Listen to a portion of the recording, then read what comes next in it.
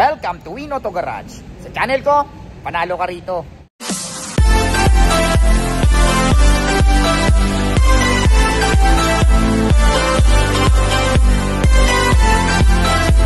Alright, magandang araw na naman sa inyong lahat mga katropas. Ako na naman, Erwin Peralta. You can call me Win for short. Ayan, magbablog na naman tayo. Hahanapan ko na naman kayo ng mga sasakyang matagal nyo nang hinahanap. Yung mga sasakyang matagal nyo nang pinapangarap. Ayan, ang mga iba-vlog natin for today. More on SUV, van, meron tayong expander, ano pa ba?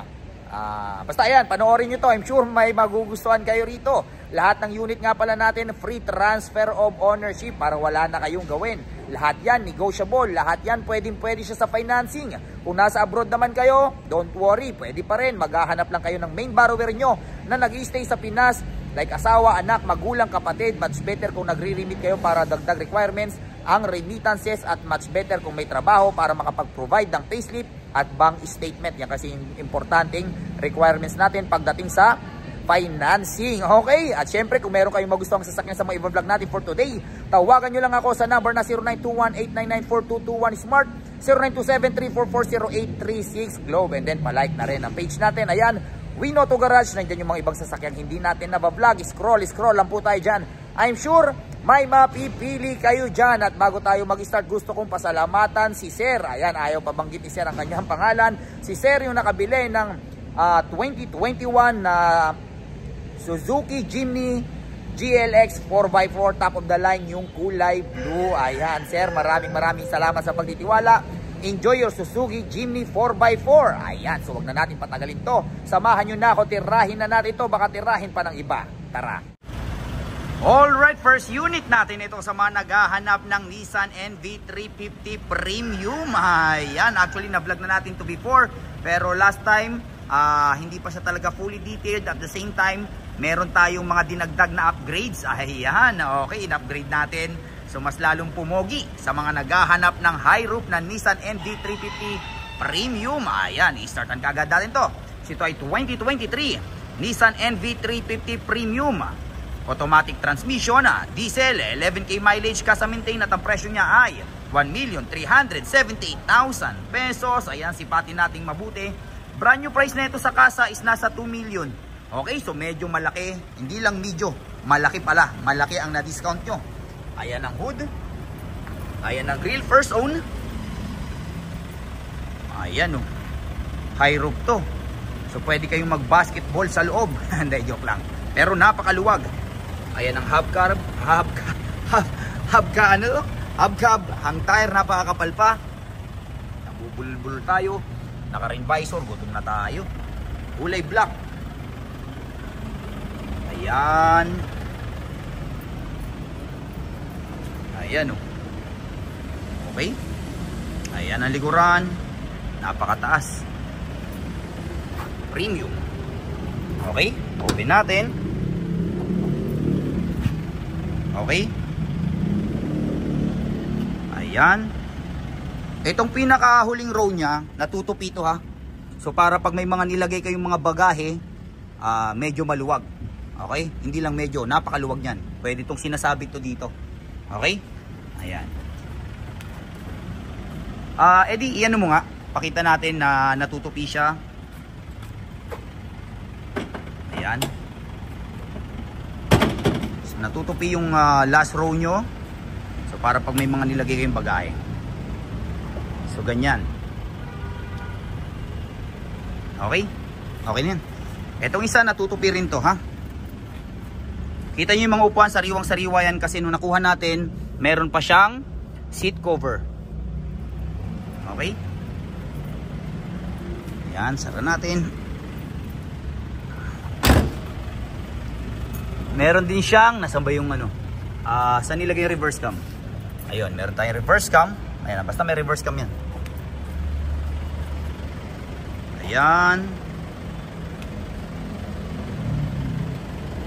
Sariwa, no? Ayan.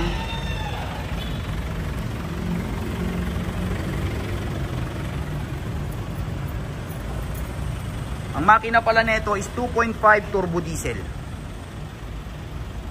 Okay? Sa mga naghahanap ng pang pamilya, pang sports pa. 1, 2, 3, wopya. Dalawa yung susi. Ayan oh. O, di ba? Napakasariwa. So meron na rin kayong dashcam. Okay? Meron na rin kayong touchscreen infotainment with Apple CarPlay and Android Auto. Okay? So yan. Kasi ang ano nito, yung napakasimple lang, yung tawag dito, yung di pihit-pihit lang, pero yung stock nito nandito pa rin, kasama pa rin, ibibigay pa rin natin. Okay? Yan yung isa sa mga upgrades na nadagdag. Okay? 11,473 km. Ayan po, ubos na yung gas natin. Okay?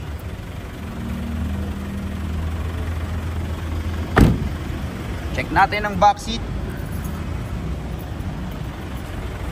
Isa sa mga upgrades nito, pag inopen nyo to,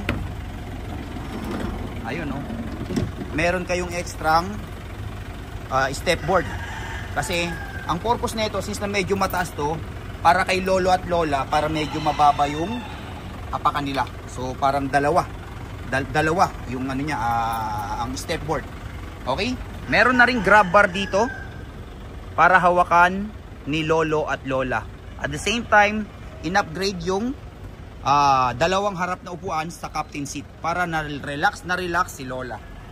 Okay? Para kay lola yan. Ginawa yan. Kasi yung may-ari nito medyo may edad na. Ayan. So nakuha natin to. Meron pa naman silang isang van kasi bihira din nila magamit. So ayan, napakataas ng ceiling nyo. Upgrades din yung box. Ayan. Okay, so naglagay tayo ng box dyan para lagayan ng mga bag nyo. Ayan oh. Okay, so napakaluwag. So ito ay 4, 7, 10, 15 seater. Okay, so ito ay 15 seater. Ayan. With reverse cam. Ayan. Yan yung mga kontrolan nyo ng aircon. Napakaluwag. Okay. Nalipat tayo sa kabila. Alright, next unit natin ito sa mga naghahanap ng Mitsubishi Expander Sport. Ayan, kulay pearl white. I-startan kagad natin. Ito ay 2019 Mitsubishi Expander Sport. Automatic transmission. Gas, 45k mileage. At ang presyo niya ay 698,000 pesos. Ayan, sipatin nyo mabuti. Ayan ang hood. Ayan oh. Sariwa din no. Okay. Ayan ang headlight. Ayan ang maxim tire. Napakakapal pa. Okay, sipatin nyo mabuti. Naka rain visor. Ayan. Ayan ang likuran. Meron na kayong tawag dito top carrier. Top carrier ba? Basta yan, parang sa roof rack. Ayan ang headlight. Siyempre, with reverse cam. Naka-spoiler. Expander. Ayan. Okay. Sariwa pa to. Okay.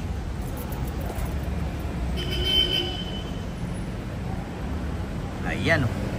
Okay, check natin ang loob. 1, 2, 3, wopya. Ayan ang loob. Ayan. Meron na kayong libreng pangpagpag. Hindi, joke lang. Ginagamit natin yan para pantanggal ng mga ali-ali kabuk. Okay, so ito ay 7-seater. Naka-fabric. Siyempre, automatic transmission, lagayan ng kapibarya. Naka-touchscreen na monitor. Push start engine. Ayan. 45,445. Ayan. Okay. Ayan ang box seat. Bali pa tayo sa kabila. Alright, next unit natin ito sa mga naghahanap ng van na Honda. Sa mga naghahanap ng Honda Odyssey. Ayan, napakapogi, kulay pearl white. I-startan kagad natin.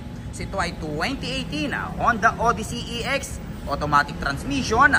gas, 22k mileage at ang presyo niya ay 1,178,000 pesos. Ayan, sipatin yung mabuti, napaka-pogi. Honda Odyssey yan oh. Diba? Kita nyo naman yung harap niyan. Ayan ang DRL, ang headlight, meron pa kayong fog lamp dito. Napaka-elegante no. Ayan ang hood. Ganda no. Kita nyo naman yung front chin yan. Combination ng meron kayong chrome dito para mas lalo siyang naging pogi. Ayan yung mga front sensor, 1, 2, 3, and 4. Okay, so meron kayong 4 na front sensor. Ayan, check nyo mabuti. Ayan. Ayan ang mags in tire. Ang tire napakakapal pa. Walang ka-gutter marks ang mags. Okay. Tsaka yung ito nyo, may chrome din oh. So mas lalo siya naging elegante. Ayan. Parang brand new condition. Ayan ang likuran. Naka 360 camera nga pala to ha. Ayan yung mga sensor sa likuran. Okay. Yung back camera. Open natin. Ayan, meron kayong trunk na napakaluwag. Kung medyo marami yung ilalagay nyo, ito natutupi rin to.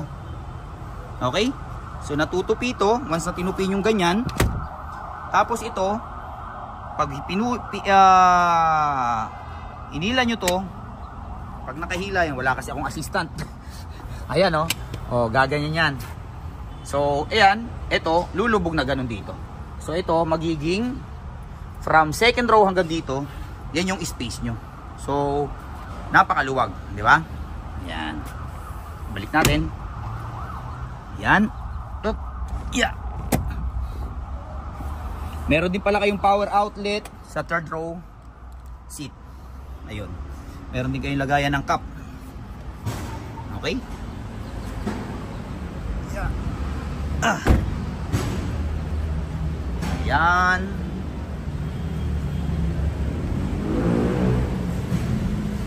Yan. Euro 4. Okay.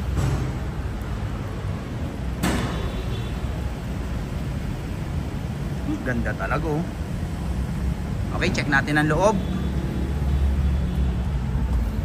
1, 2, 3, wopya. Ayan ang loob oh. Napaka-elegante ng interior. Diba? Siyempre naka power seat. Okay. Ayan. So ito ay 7-seater. Yung second row nyo naka captain seat. Naka leather seat. Siyempre. Automatic transmission. Push start engine with dual climate control zone. Okay. And then meron kayong touchscreen with Bluetooth. At the same time with 360 camera. Okay. Ayan, naka 360 camera with cruise control. Okay. Naka paddle shifter. Ganda. Siyempre yung pampaelegante with sunroof. Okay, meron kayong sunroof. Ayan. Pwede kayong kumaway-kaway sa inyong mga fans. Pagpapasok naman kayo sa may back seat with automatic sliding door. Ayan. So kusa siyang nagbubukas. Ito na-adjust din. Okay. Ayan, may adjustment din siya. Pwede nyo siyang iusog, pa-backward. Okay. Ayan, may mga adjustment siya. Pwede nyo rin ata siyang itilt eh. Ipa-likod, pa ganun, pa tawag dito, pa ganun. Meron ba? Ay hindi, parang adjustment lang. Okay. Ayan, napakaluwag. Ayan. So meron kayong dalawang pintuan, pati yung kabila. Okay. So kung ilalak nyo siya, ganun pa rin. Hahatakin nyo lang. Automatic na siyang maglalak. Okay. Ayan. Ganda.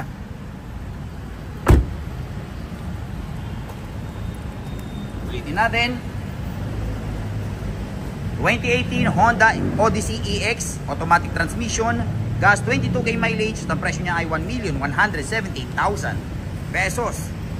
Alright, next unit natin ito sa mga naghahanap ng Toyota Fortuner Q. Ayan o.